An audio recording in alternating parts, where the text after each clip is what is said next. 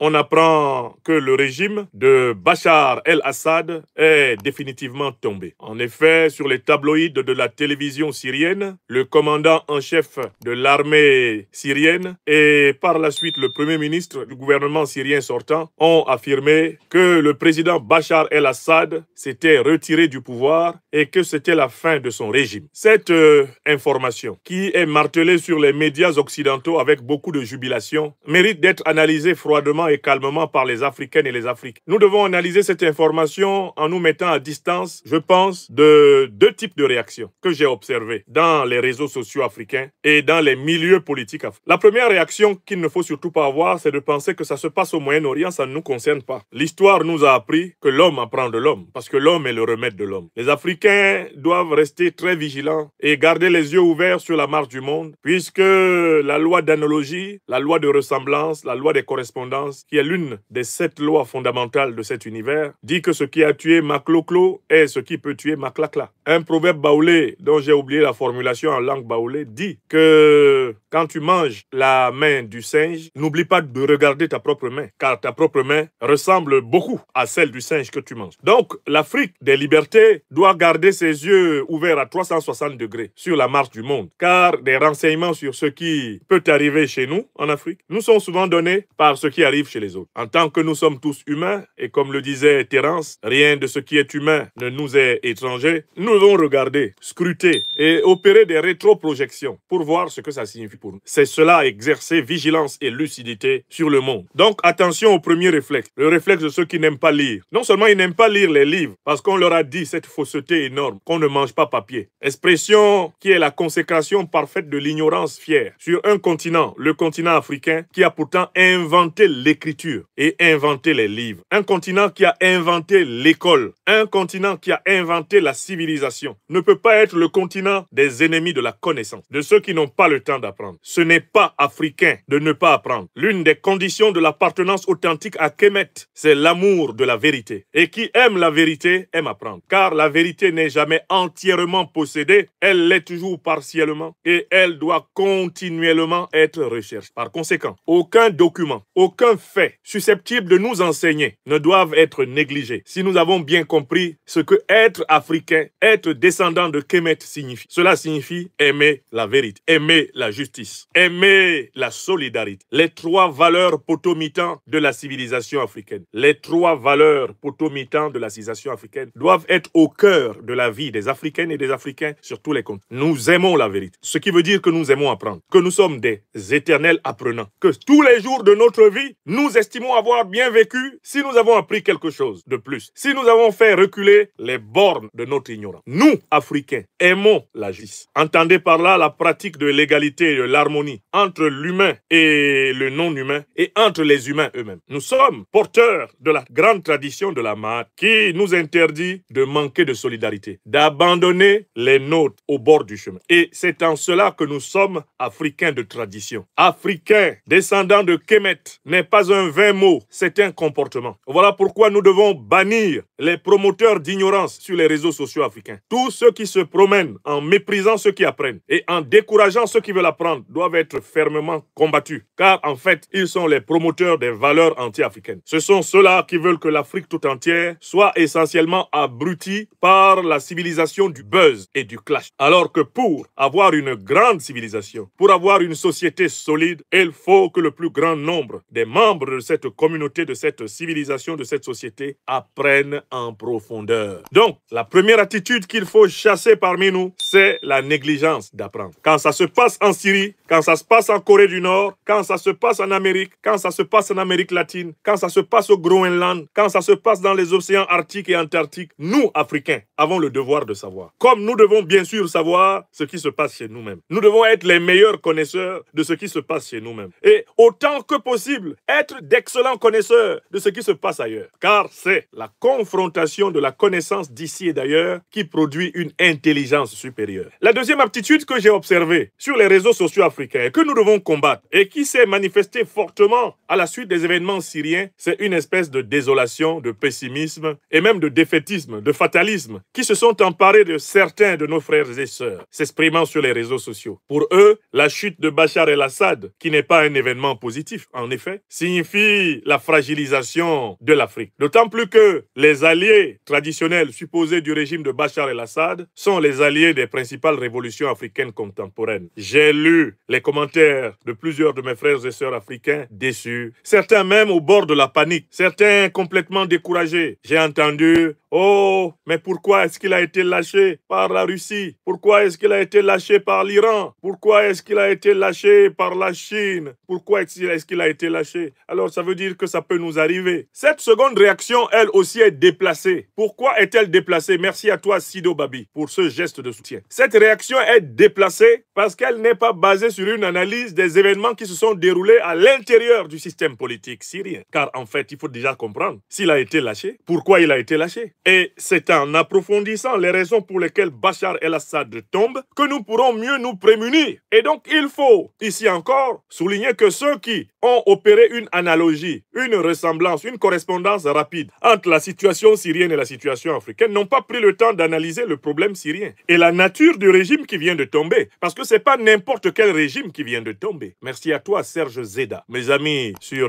YouTube, Université Libre l'Afrique des Libertés et Franklin Nyamsiwa, Cameroun, l'Afrique des Libertés, sont présents et me manifestent pleinement leur générosité. Je vous remercie. N'oubliez pas de partager cette émission. Nous devons nous éloigner de deux attitudes. L'attitude de on ne veut rien savoir et puis l'autre attitude de oh on panique, oh ça y est on est fini, ouais oh, c'est foutu pour nous. Si Bachar est tombé, ça veut dire que l'AES va tomber. Mais il faut d'abord connaître ce qui se passe en Syrie. Il faut savoir ce qui se passe en Syrie. Et vous demandez quels sont les régimes africains qui sont les photocopies de celui de Bachar el-Assad. Et c'est à partir de là que vous pouvez établir une comparaison raisonnable. Comment peut-on paniquer sur un sujet qu'on ne maîtrise pas? Ça me rappelle quand nous devions échapper à la police politique de Paul Biya et à Yaoundé pendant les manifestations. Quand nous sortions dans le cadre des manifestations du syndicat des étudiants parlementaires du Cameroun pour manifester, bien sûr, on savait qu'à un moment donné, Paul Biya, le dictateur camerounais, ne manquerait pas de faire charger notre manifestation par ses forces. Mais beaucoup de camarades avaient le mauvais réflexe que dès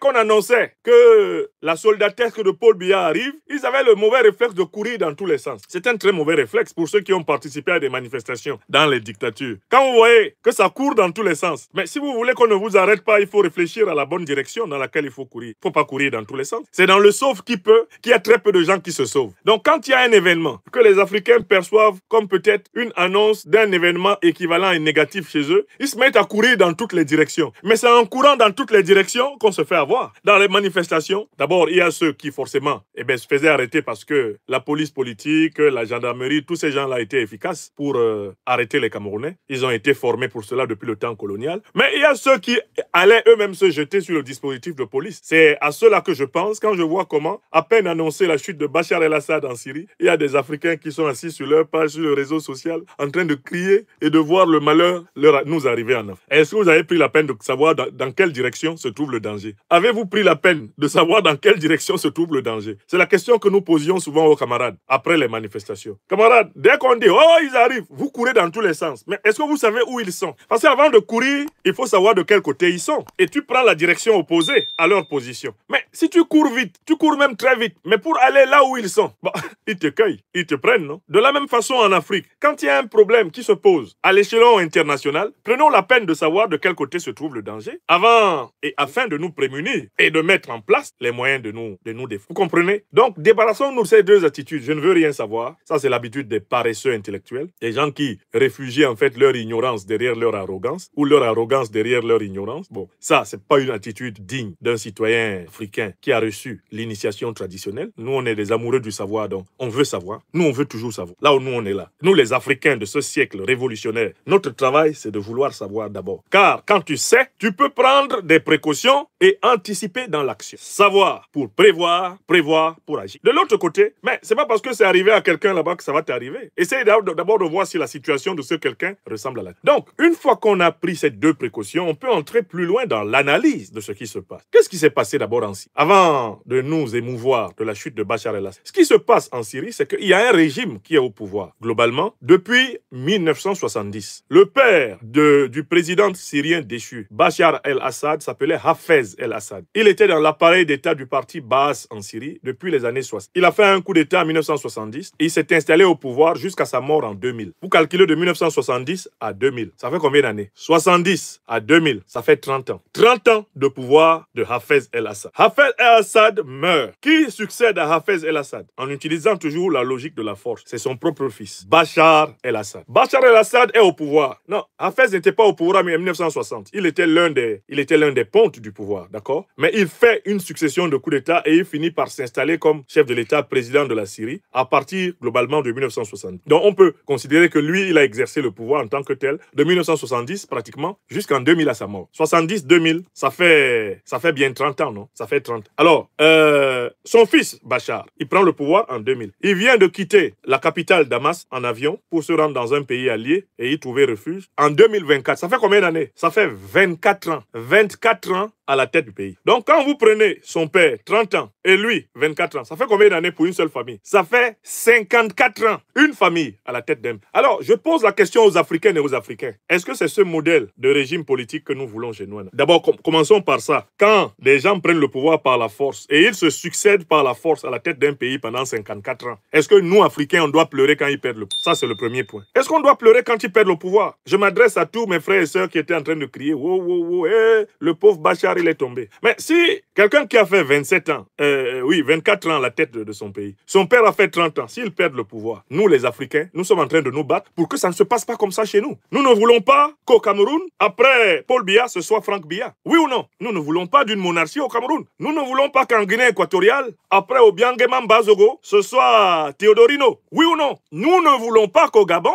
après Omar, ce soit Ali, après Ali, ce soit Noureddine. Oui ou non? Est-ce que nous voulons ça? Nous ne voulons pas. Voilà d'abord la nature du régime. Et les Africains sont en train de crier. Est-ce que nous sommes d'accord qu'au Togo, après Gnassingbé et Yadema, ça soit Fort Gnassingbé? Après Fort Gnassingbé, ça soit le fils de Fort Gnassingbé? Est-ce que nous voulons ça? Est-ce que nous, Africains, on veut ça? Réponse non. Donc, nous, on ne peut pas se plaindre quand quelqu'un qui a obtenu le pouvoir par son père perd le pouvoir. Sinon, ça ne sert à rien que nous nous battions contre les monarchies présidentielles qui nous ont été imposées là. Ça ne sert à rien que nous nous battions contre les monarchies présidentielles qui nous ont été imposées. Est-ce que nous voulons qu'en Côte d'Ivoire, après Alassane Draman Ouattara, ce soit son petit frère, Teneb Ibrahima, après Teneb Ibrahima, je ne sais pas, un autre Ouattara sorte encore? C'est ce que nous voulons? Non. Mais est-ce que nous voulons donc ça en Syrie? Est-ce que le fait qu'en Syrie, là, il fasse 54 ans, une seule famille qui commande là, nous, Africains, là, ça nous intéresse en quoi? Est-ce que c'est notre avantage? Alors, vous prenez des exemples comme la Chine ou la Russie. Mais en Chine ou en Russie, ce n'est pas le pouvoir héréditaire. Vladimir Poutine qui est là n'a pas reçu le pouvoir de son père. Le président chinois qui est là, Xi Jinping, il n'a pas reçu le pouvoir de son père. C'est pas le père de Xi Jinping qui était au pouvoir avant lui. Hu Jintao n'est pas le papa de Xi Jinping. D'accord? Donc déjà les Africains, mais il faut qu'on se calme et qu'on sache ce qu'on veut. Qu'est-ce qu'on veut? Est-ce qu'on veut des dynasties à la Bachar el-Assad chez nous? Est-ce que c'est ce qu'on veut? Alors ça c'est d'abord le premier point. Donc en fait, déjà il faut savoir que le régime Assad est tombé en raison de sa propre nature. C'est un régime héréditaire. Il s'agit par conséquent d'un régime qui souffrait depuis sa naissance d'un déficit de légitimité. C'est un régime qui souffrait depuis sa naissance d'un déficit de légitimité. C'est-à-dire que c'est un régime qui n'a jamais pu pleinement recevoir l'assentiment de son peuple. Le régime là est tombé parce que c'est la nature de ce type de régime de tomber. C'est-à-dire même sans les terroristes qui les ont attaqués, ils allaient tomber. Pourquoi? Parce qu'ils n'ont jamais réussi à convaincre de manière rationnelle, sans la violence, sans la peur, sans l'intimidation. Ils n'ont jamais réussi à convaincre le peuple syrien qu'ils étaient à son service. Voilà le vice profond du régime. Et quand vous regardez la manière dont le régime est tombé, vous vous rendrez compte que Bachar tombe pour une deuxième raison. Mais la deuxième raison, c'est que l'armée globalement a refusé de combattre. L'armée a refusé de combattre. L'armée syrienne là a refusé de combattre. Ils ont estimé qu'il n'était pas nécessaire de risquer leur vie pour quelqu'un qui a reçu le pouvoir de son père. Son père a fait 30 ans, lui il a fait 24 ans. Les commandants principaux de l'armée syrienne ont estimé que c'est bon. Bachar el-Assad tombe parce que son armée a refusé de combattre. Ça c'est la deuxième raison. Et ça s'applique à la situation africaine. Est-ce que vous n'avez pas vu comment Mobutu est tombé? Quand Mobutu devait tomber, est-ce que l'armée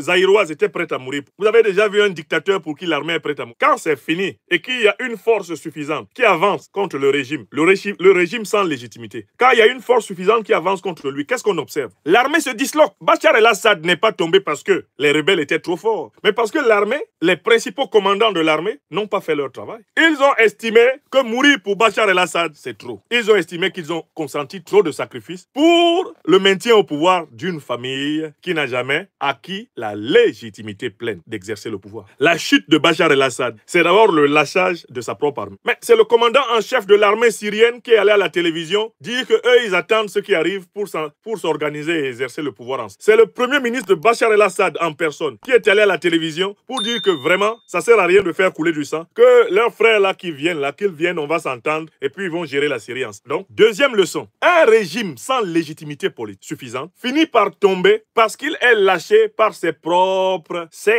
forces. Bachar n'est pas tombé parce qu'il aurait été lâché par la Russie, Non, mais quand ton armée ne veut pas combattre, tes alliés ne peuvent pas te défendre. Quand ton armée, toi-même là, ton chef d'état-major ne veut pas combattre, il est assis dans la base militaire là-bas, désormais il se protège de toi grâce aux militaires. Et tu lui dis, mais c'est comment? Défends la capitale, il dit non, président, c'est mieux que tu partes. On n'est pas prêt à mourir ici. Quand ton armée n'est pas prête à combattre, tu restes là pourquoi? Bachar el-Assad a bien compris. Mais c'est la situation de Blaise Compaoré en 2014. Mais Blaise Compaoré est tombé parce qu'il a bien vu que son armée là n'était pas prête à combattre. Il y avait un dernier carré de fidèles au palais présidentiel qui peut-être aurait été prêt à aller jusqu'au bout. Mais dans tous les cas, ils auraient été zigouillés parce que le gros de l'armée l'avait lâché. Compaoré quitte le pouvoir comme Bachar el-Assad parce que son armée l'a lâché. Les commandants en chef de l'armée burkinabé avaient lâché Blaise Compaoré. Donc quand tu prends ton téléphone, toi là, tu prends ton téléphone, tu appelles un tel, il ne répond pas bien. Ou il répond lentement. Hein, tu sens dans sa voix que vraiment tu le déranges. Il y en a même qui avaient déjà jeté leur téléphone en brousse. Il y en a qui avaient jeté leur téléphone,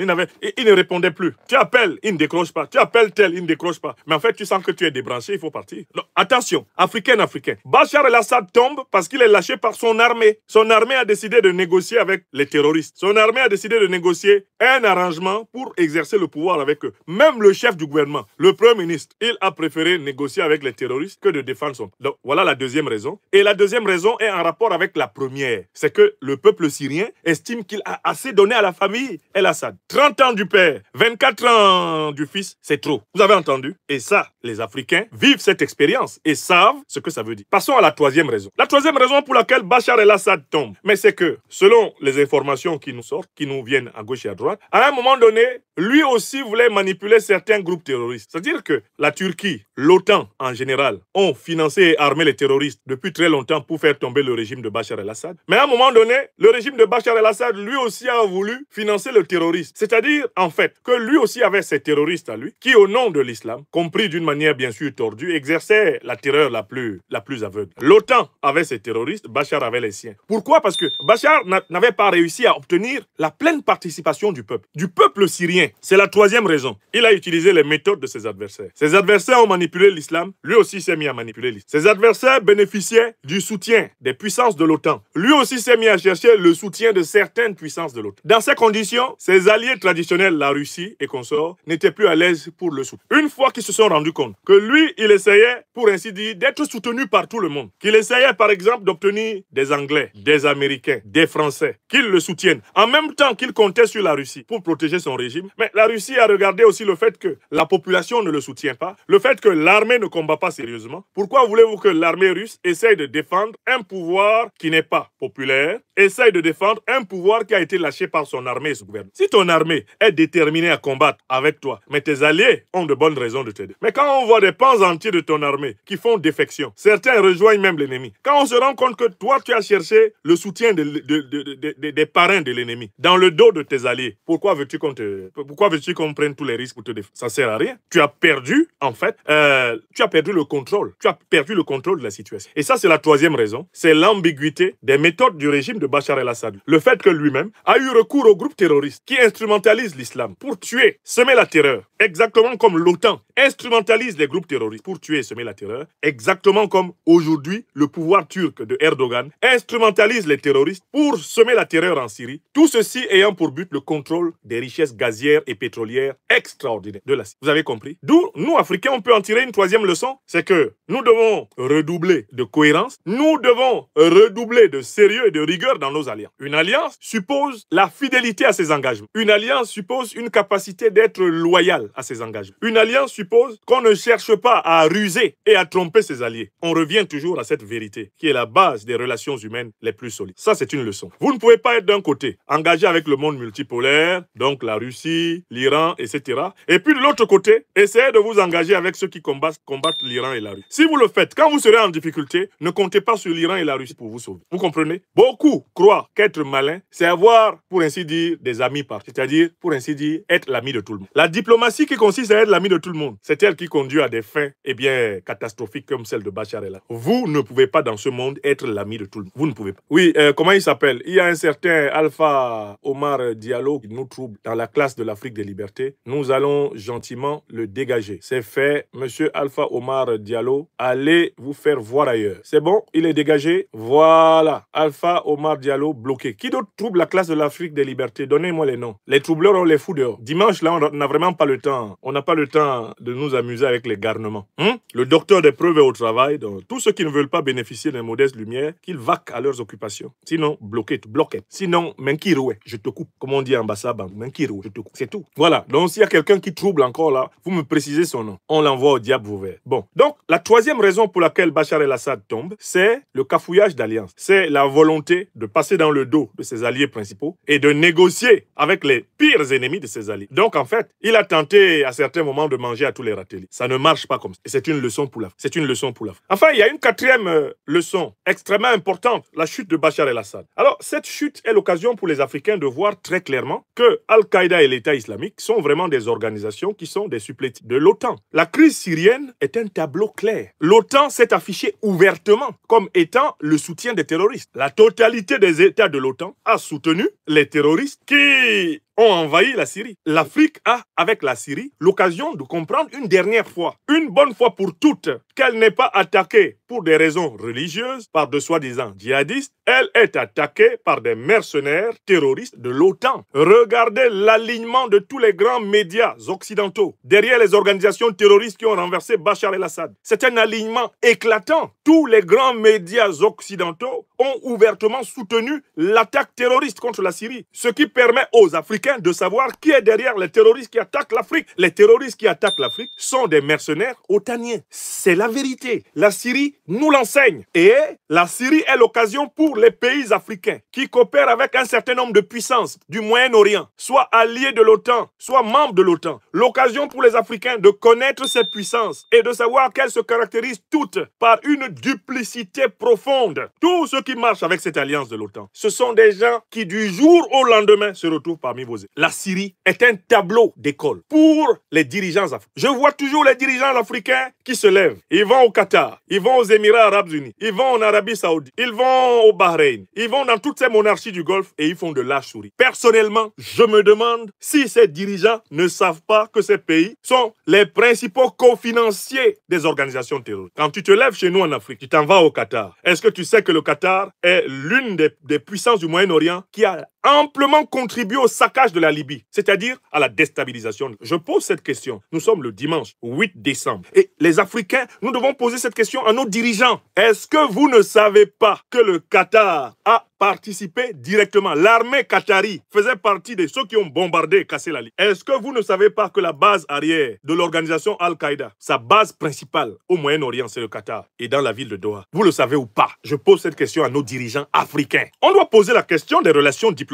avec les pays du Moyen-Orient qui sont les principaux cofinanciers du terrorisme international. Pourquoi nos dirigeants n'ont-ils pas le courage de poser cette question? Moi, j'ai une réponse. Je sais pourquoi nos dirigeants n'ont pas le courage de poser cette question en Afrique. C'est à cause de la prédominance spirituelle de ce Moyen-Orient sur une bonne partie de notre continent. Écrivez ça. Écrivez, écrivez. Je suis le serviteur de l'Afrique des libertés. C'est la seule raison. C'est la seule raison pour laquelle les dirigeants africains ne posent pas au grand jour le problème du rôle du Moyen-Orient dans la déstabilisation. Pourtant, après l'Occident politique, le Moyen-Orient est au cœur de tous les ravages que nous connaissons. Il n'y a pas qu'Israël. Toutes ces monarchies-là, toutes ces monarchies pétrolières du Golfe sont liées au groupe terroriste qui ensanglante le continent. Et les dirigeants africains ont du mal normal à traiter d'égal à égal avec le Moyen-Orient parce que le Moyen-Orient a un ascendant spirituel sur une bonne partie. C'est ça la règle. Donc sans la souveraineté, on ne parle pas souvent de cela, mais tant que l'Afrique n'a pas accédé à sa souveraineté spirituelle, elle ne sera pas entièrement libre. C'est le docteur des preuves qui vous dit ça aujourd'hui. Regardez quelles sont les puissances qui sont derrière les terroristes en Syrie. Ce sont ces mêmes puissances avec lesquelles nous faisons gratuitement et naïvement ami en Afrique. Derrière les terroristes en Syrie, il y a la Turquie d'Erdogan. Erdogan, lui, il assume ça clairement. Alors, il a un problème, Erdogan. C'est que une partie des rebelles kurdes, les indépendantistes kurdes, qui ensanglantent la Turquie, eh bien, sont en relation d'alliance avec les Kurdes syriens,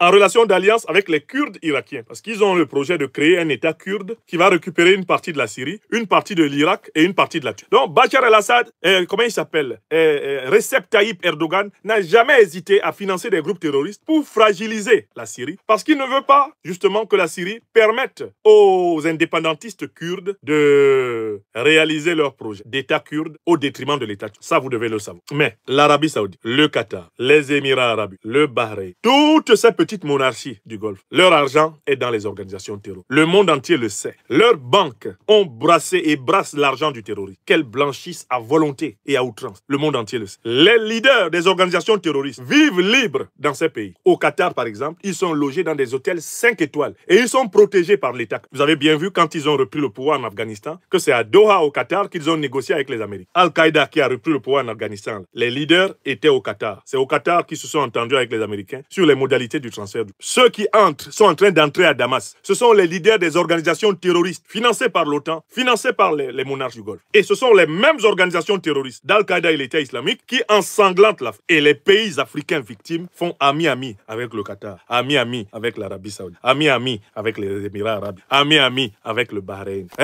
Ami-ami.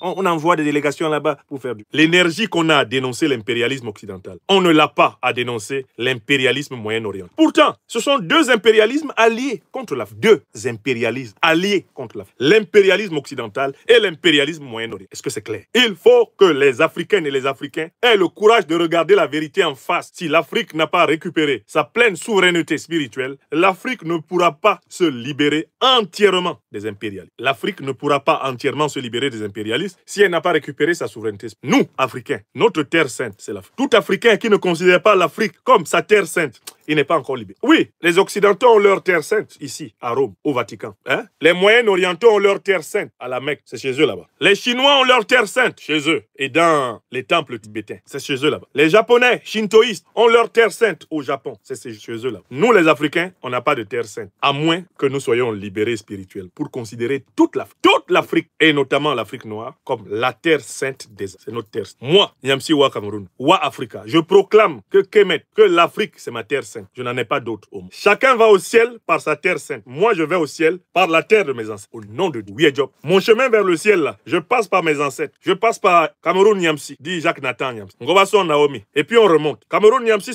son père s'appelait Kong Raphaël. Au-dessus de Kong Raphaël, il y a Willem Nyamsi. Au-dessus de Willem Nyamsi, il y a Mbende Nyamsi. Au-dessus de Mbende Nyamsi, il y a Akou Nyamsi. Voilà comment on monte. Tous ceux qui parmi eux sont angélisés, ils sont mes médiateurs jusqu'à... Quand je vais à Lokat, en Pays Bassa, chez ma mère, qui est une Ngobasson, je trouve son père, Daniel Basson, Ngwem. Je trouve le père de son père, Ngwem Basson. Je monte au-delà de Ngwem Basson. J'entre maintenant dans le foyer de Lorungung et je commence à monter jusqu'à Dieu. Voilà le chemin. Voilà le chemin. Ma terre sacrée, c'est mon pays natal. Tout Africain qui se promène ici dehors et qui ne considère pas l'Afrique comme sa terre sacrée, il n'est pas libéré.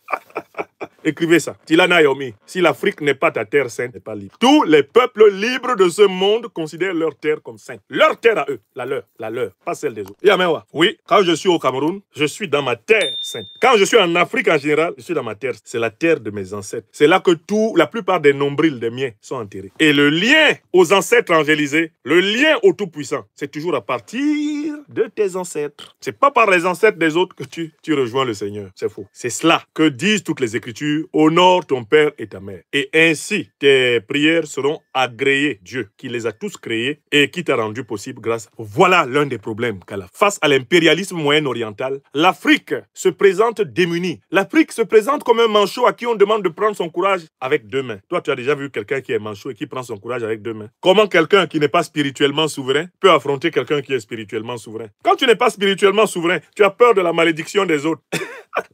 Quand tu n'es pas spirituellement souverain, tu as peur de la malédiction des autres. Tu as peur que si on dit un mot contre toi, depuis le Vatican, ou bien depuis la Mecque, ou bien je ne sais pas depuis quel endroit là, Jérusalem, les Juifs, ils ont leur terre là.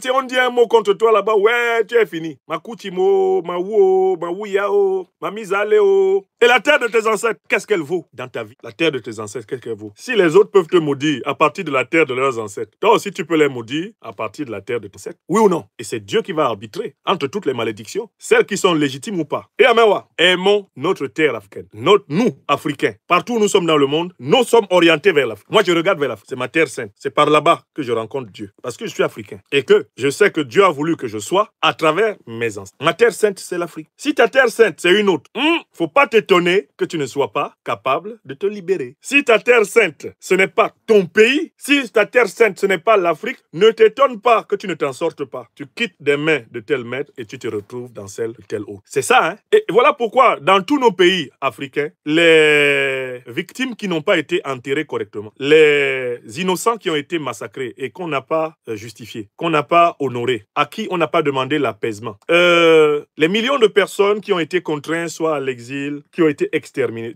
toutes ces âmes qui ont été gâchées, c'est cela qui fait que nos pays sont moralement et spirituellement bloqués. Parce qu'un pays où on n'a pas honoré les héros ne peut pas se libérer. Parce que les énergies du monde spirituel, du monde mental, du monde intellectuel, du monde moral ne peuvent pas descendre fluidement dans un peuple qui n'a pas honoré ses plus nobles représentants. Je prends l'exemple du Cameroun. On a tranquillement massacré entre 1955 et 1971 1 million de personnes au Cameroun. Il n'y a jamais eu de rituel de purification. Il n'y a jamais eu de rituel en l'honneur de ces personnes. Ces personnes n'ont même pas un grand monument national. Il n'y a même pas un jour où toutes les Camerounaises et les Camerounais sont appelés à saluer leur mémoire. Comment le pays peut-il se projeter vers l'avant alors qu'il n'a pas enterré ses innocents, alors qu'il n'a pas honoré ses héros? Quelle nation a pu se relever d'un tel mensonge à son propre esprit saint? Et on peut appliquer ce raisonnement plusieurs pays. Si nous ne sommes pas capables d'affronter ceux qui nous considèrent comme des bêtes de somme, ceux qui manipulent les groupes terroristes, ceux qui financent le terrorisme, si nous ne sommes pas capables de les affronter sur le terrain des idées et sur celui de la matière, mais ne nous plaignons pas de nos malheurs. Ça veut dire que nous sommes les auteurs de nos malheurs. La Syrie est un immense écran de télévision pour enseigner aux Africains les erreurs qu'on ne doit pas commettre. J'ai relevé 5 leçons de l'expérience syrienne. Première leçon, toujours veiller à ce que le pouvoir soit légitime, c'est-à-dire que le pouvoir soit soutenu par le peuple. Ne jamais s'amuser à installer sur la très longue durée un pouvoir qui n'a pas le soutien du peuple. Leçon 1. Ce qui se passe en Syrie, nous le disons. C'est un avertissement à tous ceux qui, en Afrique, conçoivent que le pouvoir est une affaire qui appartient à leur famille. C'est un avertissement à Paul Biya et à ceux qui grouillent actuellement dans son dos pour récupérer la présidence du Cameroun parce qu'il serait issu du spermatozoïde de Paul Biya. On a vu comment ça se passe au Gabon. On voit comment ça veut se passer en Guinée équatoriale. C'est un avertissement pour eux. On voit comment ça se passe au Congo. On voit déjà Denis Christel qui est là, il marche derrière son père, il pense que le Congo, le fauteuil, le président lui appartient. Il faut que tous ces gens-là mettent. On voit les troisièmes mandats qui se succèdent sur le continent. La volonté d'accaparement du pouvoir. Derrière tout ça se cachent les plans de monarchisation. On voit l'état dans lequel se trouve aujourd'hui le Tchad. Les difficultés sérieuses dans lesquelles se trouve le régime déby. Mais ça vient du fait que le régime est illégitime dès l'origine et qu'il n'a pas réussi à se réconcilier pleinement son peuple. Un tel régime est nécessairement fragile. Il faut méditer sur cette affaire de on confisque le pouvoir et on se le donne de père en fils. Le Togo qui est là, il doit méditer. Il doit méditer sur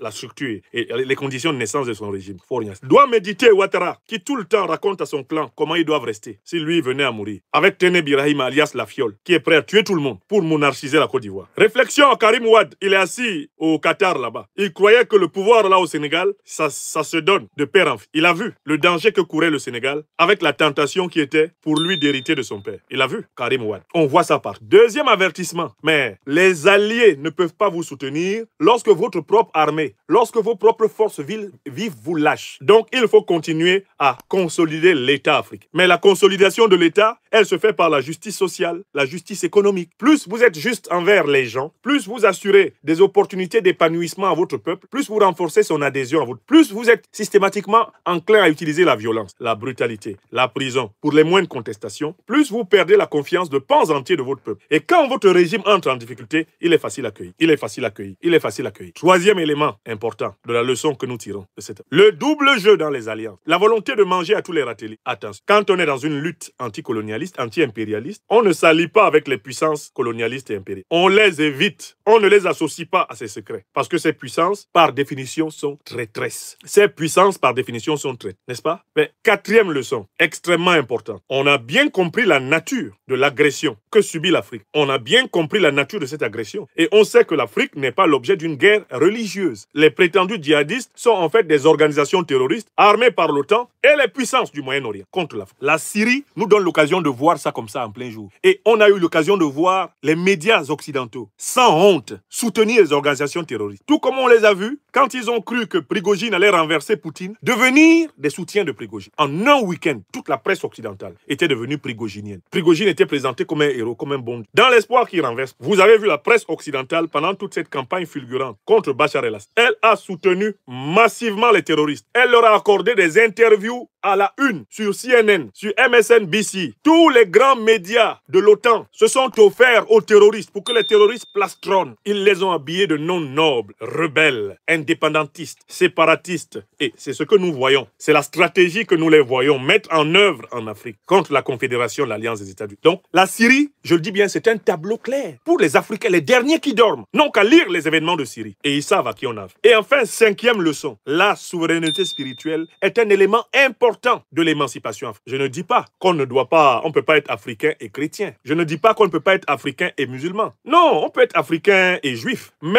on doit d'abord être je recommence. On peut tout à fait être africain et chrétien, africain et musulman, africain et juif, africain et traditionnaliste africain. Mais dans tous les cas, il faut d'abord être africain quand on est africain. Nous sommes d'abord africains. Donc pour nous, africains, la première terre sacrée, c'est l'Afrique. D'ailleurs, l'Afrique, c'est le premier lieu d'habitation de l'humanité. Historiquement, on sait que l'être humain a été créé par le Tout-Puissant sur notre continent. Nous sommes le jardin originel de l'humanité. Nous sommes le berceau de l'humanité. Donc, il n'y a pas de terre plus sacrée que l'Afrique. L'Afrique est la plus sacrée de toutes les terres, pour toute l'humanité. Parce que c'est en Afrique que l'humanité a vu le jour. Elle est le berceau de l'humanité. Et les Africains doivent prendre conscience d'être les héritiers de la plus sacrée des terres du monde. La première terre humaine. Imbaayem, en Bassa Bantou, ça veut dire chez moi. Quand je marche dans les rues d'Occident, les rues d'Amérique, les rues d'Asie, moi, Africain, je sais que je viens de la première grande humanité terrestre. Tu ne peux pas m'intimider avec tes malédictions vaticanesques, tes malédictions méquistes, tes malédictions jérusalémistes ne me touchent pas. Non pas que je néglige croyance, je dis simplement que je viens d'Afrique. Mes ancêtres avant les tiens honoraient le Tout-Puissant. Le fondateur des trois monothéistes, des trois religions monothéistes est un Africain d'éducation, de civilisation. Il s'appelle Moïse, Moussa, Moshe. Le père du monothéisme est un prince négro-égyptien. Écrivez ça. C'est une vérité scientifique. Je dis bien scientifique. Donc, on ne va pas venir impressionner les Africains avec la sacralisation des terres des autres et la désacralisation de leur propre. Ça, c'est un élément fondamental de la libération de l'Afrique. Quand l'Afrique se sera resacralisée, quand la terre africaine sera la terre sainte, première de tous les Africains, ou de leur écrasante majorité, il ne sera plus possible pour nous d'être complaisants envers tel ou tel domaine. Nous aurons entièrement recouvré notre souveraineté. La souveraineté, elle est militaire, elle est économique, elle est politique, elle est culturelle et par-dessus tout, la souveraineté est spirituelle. Voilà les 5 souverainetés. Souveraineté militaire, sécuritaire, souveraineté économique, souveraineté politique, souveraineté culturelle en général et 5e souveraineté, la couronne suprême de la souveraineté, souveraineté spirituelle. Quand tu possèdes ces 5 souverainetés en toi, quand tu les possèdes dans ton pays, quand tu les possèdes dans ta région, quand tu les possèdes dans ton continent, tu es respecté même par tes pires ennemis sur la terre. Quand tu passes, ils disent voilà un homme, voilà un être humain, voilà une femme humaine passe. Quand tu passes et que tu as en toi ces 5 souverainetés que j'ai évoquées, on sait que quelqu'un ou quelqu'une passe. Énorme longueur. Et c'est à cela que nous travaillons. Nous travaillons à rendre à chaque Africaine et à chaque Africain les 5 souverainetés. La souveraineté sécuritaire, la souveraineté économique, la souveraineté politique, la souveraineté culturelle et la souveraineté spirituelle. Cette souveraineté ne signifie pas la fermeture à l'autre. Quand tu es souverain, tu peux justement accueillir. Quand tu es souverain, tu peux être hospitalier parce que tu es assis en toi-même, parce que tu as ta force en toi-même. Tu ne peux pas inviter quelqu'un à manger chez toi alors que tu n'as pas à manger. Tu ne peux pas inviter quelqu'un à partager quelque chose avec toi alors que tu n'as rien à partager. Donc, tu dois t'efforcer d'être souverain. souverain pour pouvoir avoir des relations équilibrées avec les autres. Tu dois t'efforcer d'avoir une assise en toi-même. Ce que les Allemands appellent la Selbstständigkeit. Dans la langue allemande, stehen veut dire se tenir. Selbststehen, se tenir en soi. Et la Selbstständigkeit, c'est le se tenir en soi. Dans ma langue bassa bantou, ça s'appelle kunde ou lamabana kunde. Tu dois avoir une autorité en toi-même. Ça s'appelle le kunde. K-U-N-D-E, accent grave. En bassa bantou. Ou lamabana kunde. Tu dois avoir le pouvoir, l'autorité. Mais cette autorité elle se décline en ces 5 phases. En tant qu'individu et en tant que société, en tant que nation, en tant que communauté historique, en tant que continent, on a besoin des 5 souverainetés. Alors, beaucoup ont tendance à s'arrêter à la souveraineté politique, ne sachant pas que vous ne pouvez pas avoir une véritable souveraineté de défense, une véritable souveraineté économique, une véritable souveraineté politique si vous n'êtes pas culturellement et spirituellement souverain. C'est-à-dire que si vous n'avez pas votre chemin à vous pour aller vers Dieu. Oui, si votre chemin vers Dieu passe par la souveraineté d'un autre, vous n'êtes pas pleinement souverain. Vous n'êtes pas pleinement souverain. Et voilà pourquoi la Russie a bâti l'église orthodoxe russe. Et il y a le pape orthodoxe, hein, il est là-bas en Russie. C'est pas le pape de Rome hein, qui commande à l'église. Non, il y a l'église orthodoxe russe. Oui, qui n'obéit pas à Rome.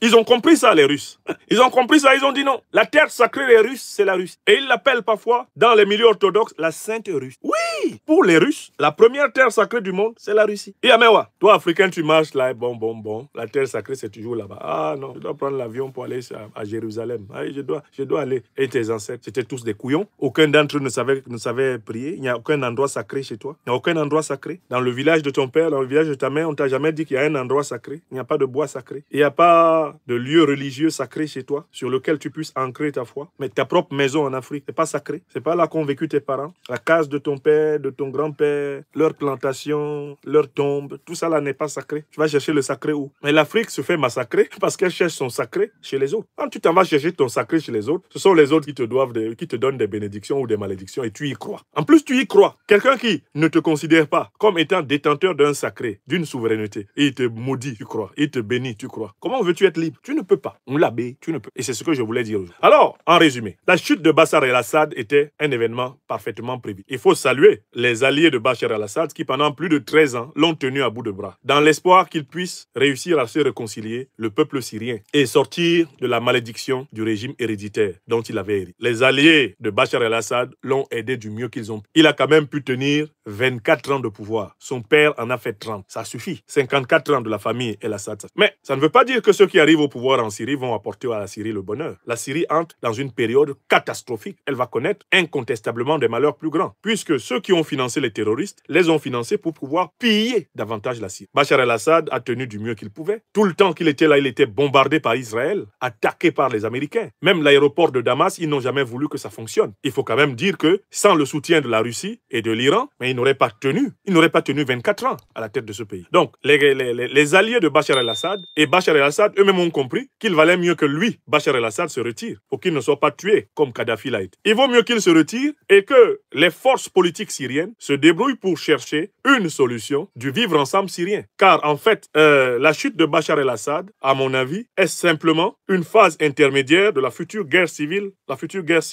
syrienne. Le problème syrien n'est pas résolu. Un pays qui est pris en tenaille par plusieurs puissances, un pays dont les groupes politiques sont manipulés par plusieurs puissances à la fois, ne peut pas trouver la paix. La Syrie va se retrouver dans une situation comparable à celle de la Libye actuelle. Elle va être prise en tenaille et elle va être exploitée de cette façon. On entre dans une période d'instabilité terrible pour la Syrie. Je plains ceux qui se réjouissent dans les rues de Damas en pensant avoir retrouvé la liberté. Ils n'étaient pas tout à fait dans la liberté, mais ce n'est pas la liberté qu'ils vont retrouver. Ils vont entrer dans une zone d'incertitude maximale. Et ça, c'est la trace de la déstabilisation signée OTAN. Quand l'OTAN passe quelque part, ça donne ça. Ça donne ce type de déstabilisation.